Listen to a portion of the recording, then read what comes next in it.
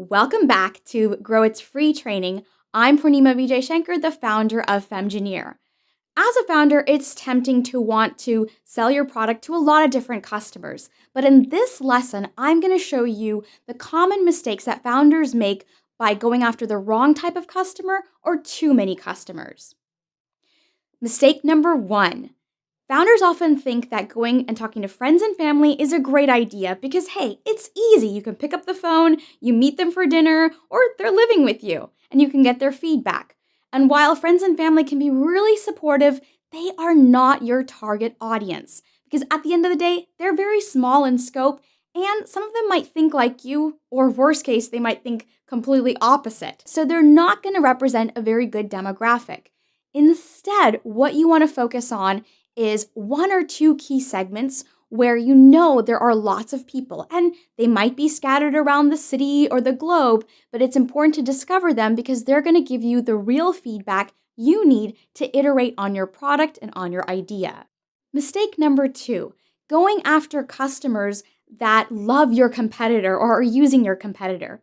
The reason this is a bad idea is because if they're already happy using your competitor's solution, then it's going to be really hard to switch and get them off. They might also be really loyal or locked into a contract for a while. So while you can have conversations with them, you really need to understand that it's going to be hard to get their business. Instead, what would be good is to ask them if they have any referrals. Who are their friends, family, or business acquaintances that are interested in a solution like yours, and would they be open to introducing you?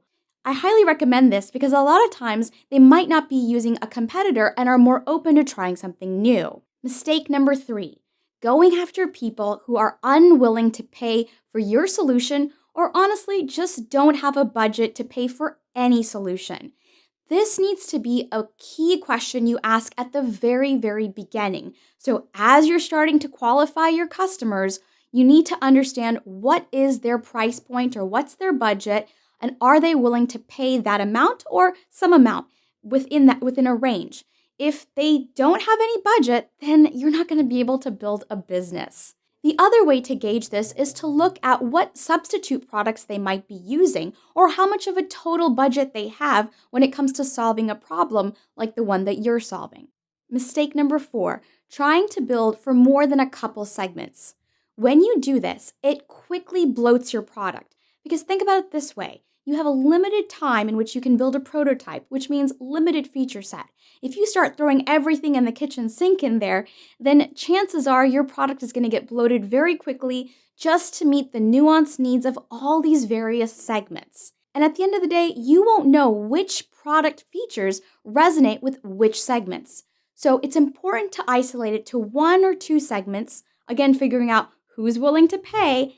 And when you do this, you then meet their needs and they go on to evangelize your product. The benefit of this is that as they evangelize, you'll start to attract more segments over time. But as you do it more naturally, you can build to meet their needs rather than trying to cram it all in at once. So the converse is if you try to build for many segments, 3, 4, 5, what ends up happening is that people don't understand the workflow, and as a result, they might not get the benefit of your product. And if they don't have a customer success, then they're not going to go out and evangelize it. So it's better to keep the product tight, focused, with a couple features and a couple benefits for a targeted segment or 2, and develop that segment over time and have them talk about your product and the benefits. Finally, the way to add segments is to have people naturally gravitate to using your product. So a lot of times people will start to use it. They might even ask you, hey, I'm not person X, but is it okay if I try it out? And as you start to see people adopting it, that's when you can start marketing to that segment and think about incorporating more features. You want the product to evolve over time, not bloat it all the way from the beginning. So my challenge to you for this lesson is to let me know in the comments below who your segments are today. Do you have more than a couple? And have you noticed that you're building too much or that you're not sure which segment you're servicing?